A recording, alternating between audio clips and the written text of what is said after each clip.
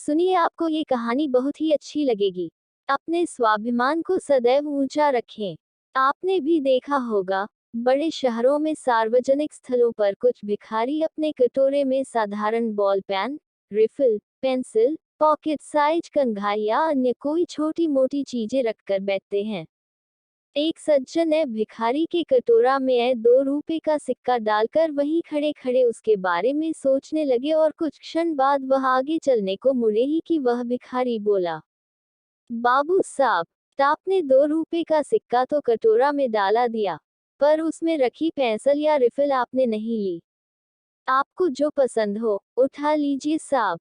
सज्जन बोले, भाई, मैंने तो भिखारी समझकर मुंह सिक्का दिया है। नहीं, बाबू साहब, उसके बदले कुछ तो ले लीजिए, भले ही 50 पैसे की हो। अब वह सज्जन असमंजस में पड़ गए कि वह भिखारी है या दुकानदार, और उसकी ओर मुस्कुराते हुए देखने लगे। भिखारी बोला, साहब, हालात ने मुझे भिखारी जरूर बना दिया है, लेकिन मेरा थोड़ा सा आत्मसम्मान अब भी बचा है।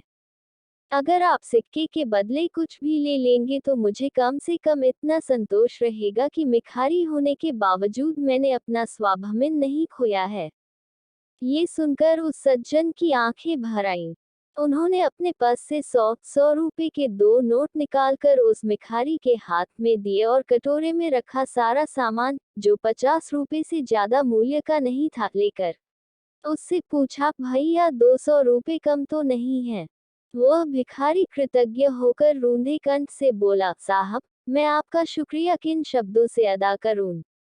आपने तो दरिद्र नारायण के रूप में आकर मेरे स्वाभिमान को फिर से ऊंचा कर दिया है।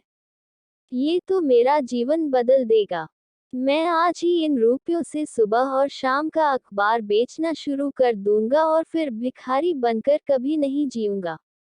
निष्कर्ष, प्रत्येक मनुष्य में आत्मसम्मान की भावना होती है, किसी में कम तो किसी में ज्यादा। एक संत ने मुझे बताया, ये जीवन बार बार नहीं मिलता है। अब समय है मनुष्य उस चीज को पकड़े जो उसके भीतर है और फिर उसे समझने की कोशिश करे। अपने हृदय की प्यास बुझाए ताकि जीवन में शांति आ सके।